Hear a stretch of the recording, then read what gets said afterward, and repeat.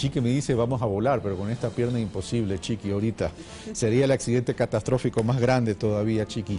Bueno, en esta segunda entrevista tendremos, iba a decir a Michelle Obama por el parecido impresionante, pero es Alexandra Ocles, asambleísta de Alianza País.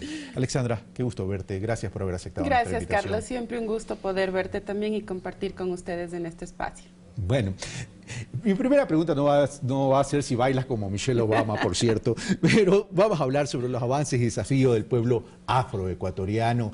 Y quiero comenzarte a hacer una pregunta a inicio. Estuve en Esmeralda justo el día del terremoto y estuve reunido dictando un taller con algunos ciudadanos esmeraldeños y ellos me decían, esta nueva moda de llamarnos afroecuatorianos, cuando nos deben llamar negros, no hay mucha hipersensibilidad, a lo mejor ni siquiera del pueblo afroecuatoriano, sino de quienes comienzan a inventar todas estas terminologías. Le pregunto a una representante de esta etnia, de esta raza. Carlos, creo que ese es un tema que todavía está en discusión, es decir, qué ha pasado en el movimiento afro en la década de los 90, sobre todo que hay una eclosión del movimiento.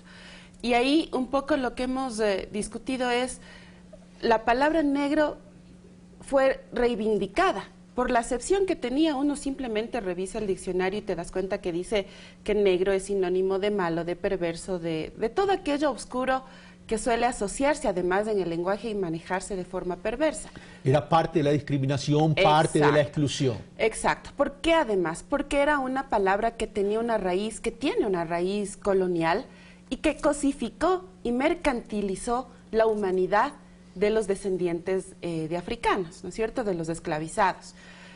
La reivindicamos de forma positiva cuando decíamos, y de hecho el eslogan de una organización de acá de la provincia de Pichincha es por un futuro negro, digno y bonito, porque lo negro no es malo. Y si yo me reivindico pero como fue peyorativo en un momento exactamente, si yo me reivindico como una mujer negra, no tengo nada de perverso, de malo, o sea, es decir, esas acepciones negativas no van con mi autodeterminación.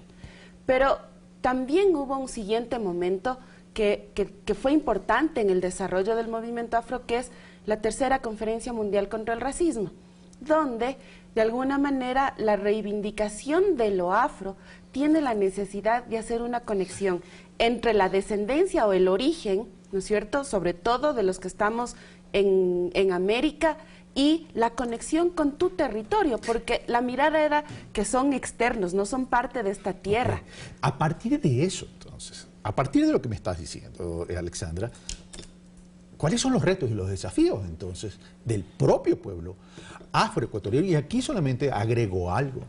También es momento de que la sociedad ecuatoriana recupere la dignidad, no el pueblo afro, sino la sociedad ecuatoriana, tal cual como se lo dijo en relación a las personas con discapacidad. Así es, porque nosotros recuperamos nuestra dignidad a partir de la reivindicación de nuestra identidad. Y eso para nosotros ha sido y es fundamental. El desarrollo y la implementación y el esfuerzo que han hecho las organizaciones afros ha sido súper importante, porque eso le ha permitido al Estado entrar en un proceso de confrontación a la interna y determinar, en el contexto de la Constitución de 2008, determinar reconociendo que el pueblo afro es parte constitutiva del Estado.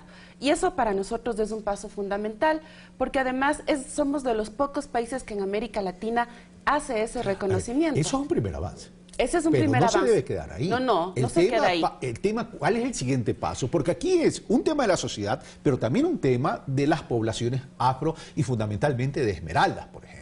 De todo el país, de diría todo el país, yo. pero es porque es más representativo. Como asentamiento ancestral.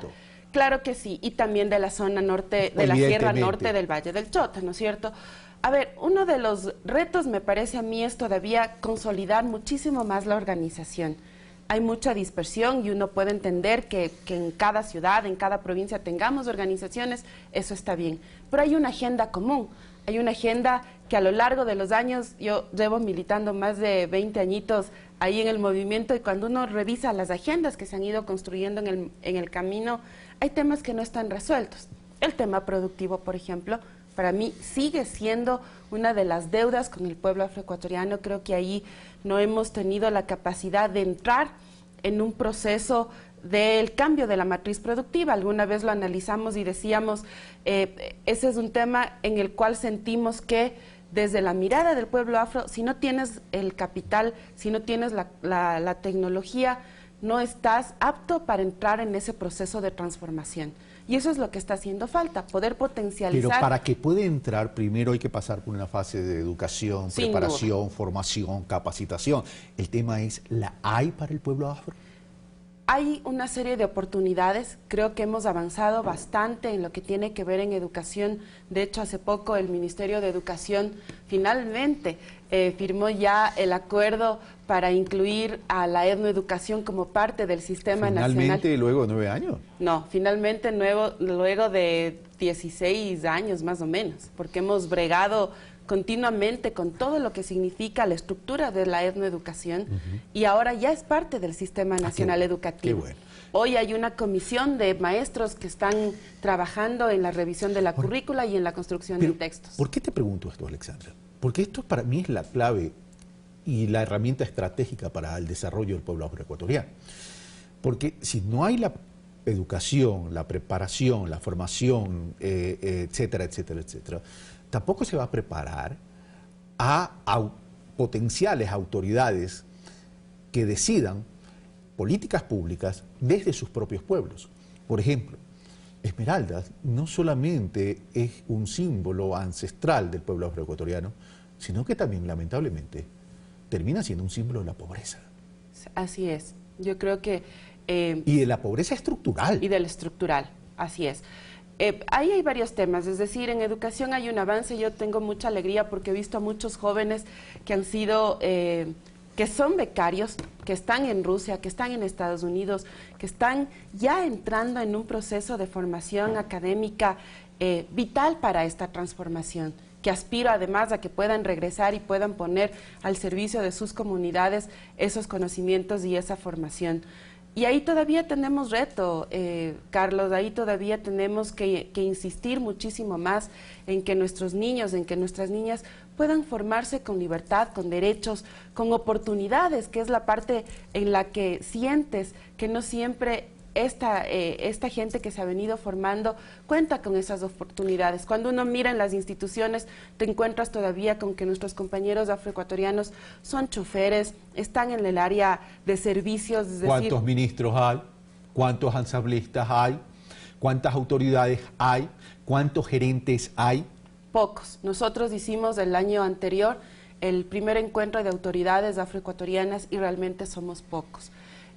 Si bien reivindico lo que ha pasado en la Asamblea Nacional, nosotros entre asambleístas principales y alternos éramos 9, que ha sido un número significativo. ¿Todavía sientes que en el campo de la participación política el reto es durísimo? Te quiero preguntar algo, más allá de lo que hemos hablado, ¿tú crees que ya se inició un proceso de reivindicación? ¿Tú crees que ya hay un derrotero, una hoja de ruta que permita en N tiempo, en un horizonte de tiempo, poder corregir estas exclusiones? Si hacemos las cosas bien, sí. Y me refiero al hecho de que hoy hay un Consejo de Igualdad, ¿no es cierto?, que es además intercultural, entre indígenas, afros y montúes. ¿Funciona? Todavía no. Está todavía en proceso de conformación. Esa es otra de las deudas pendientes, me parece, con los pueblos y nacionalidades. Además, en el marco de la consolidación del Estado plurinacional, tienes un vacío. Pero en esta realidad de relacionamientos de toda la sociedad, donde el Ecuador es un país diverso, donde se tiene que interrelacionar el tejido social a partir de las distintas etnias y razas, en el fútbol es donde más se civiliza esa discriminación y este trato discriminante y peyorativo. Sí. Es un reflejo de la sociedad. Y eso somos como sociedad. Digamos, el fútbol, como dicen algunos académicos, es la expresión de lo que nosotros somos como sociedad. Y yo estoy absolutamente de acuerdo. Somos una sociedad aún violenta, aún sexista, aún racista y discriminadora. Y eso es estructural. Pero es lamentable, ¿no? Porque quienes nos han dado los triunfos más importantes en el fútbol, hablemos del fútbol, solo del fútbol, en términos de clasificación al Mundial, o en términos hasta alegría de resultados positivos en el fútbol ecuatoriano, son representantes del pueblo afro. Así es. Son representantes del pueblo afro. Nosotros hicimos, Carlos, en esta semana el foro Fútbol y Racismo a propósito de lo que sucedió hace unas semanas atrás con un jugador de un equipo de Guayaquil, con Damián Díaz, y en esta confrontación con el cuarto árbitro. Eso generó un desenfreno, es decir, te generó y te visibilizó el problema. Como tú dices, en el fútbol hay una cuna de racismo entre los jugadores, con las autoridades, entre la hinchada. Entonces, en esa comunidad hay que empezar a trabajar. Y fue chévere, porque tuvimos la posibilidad de analizar este tema desde distintas visiones. Desde la de un exjugador como es Walter Mamita Calderón y su experiencia en la cancha, desde un periodista deportivo como es Alfonso Lazo, desde la academia con Hernán Reyes y desde el campo jurídico con Giovanni Cárdenas.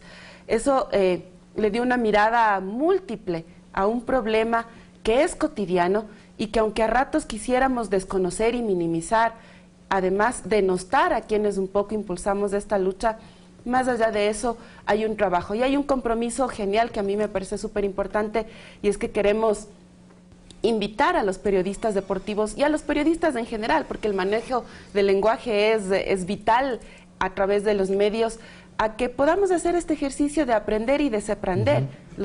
Vamos a generar un taller ahí conjuntamente con la Federación para los periodistas deportivos. Y ya para terminar, mi querida Alexandra, ¿la ley de comunicación ha ayudado y aportado algo en ese sentido? Algo. Sí, yo creo que la ley de comunicación ha sido una herramienta importantísima para ir generando conciencia sobre el manejo del lenguaje, por ejemplo, sobre la necesidad de que los distintos programas en televisión y en radio no sean discriminadores, no promuevan el racismo, no promuevan la violencia, pero creo que todavía ahí tenemos, ojalá, a través del concurso de frecuencias, tengamos más radios comunitarias que puedan ayudarnos a generar un espacio y una construcción y convivencia diversa entre cada uno de nosotros. Te voy a hacer una broma. Dale. El parecido con Michelle Obama me ha impresionado. Bueno, no es el primero que dice. ¿Bailas como Michelle Obama? Mejor, creo. Mejor. Me gusta bailar. Y me imagino que has de tener también tu propio Obama.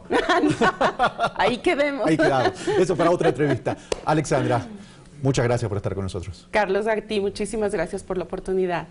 Esto fue Pensamiento Crítico. Soy Carlos Rabascal. Excelente día viernes y un excelente fin de semana. Los espero el día lunes. Gracias.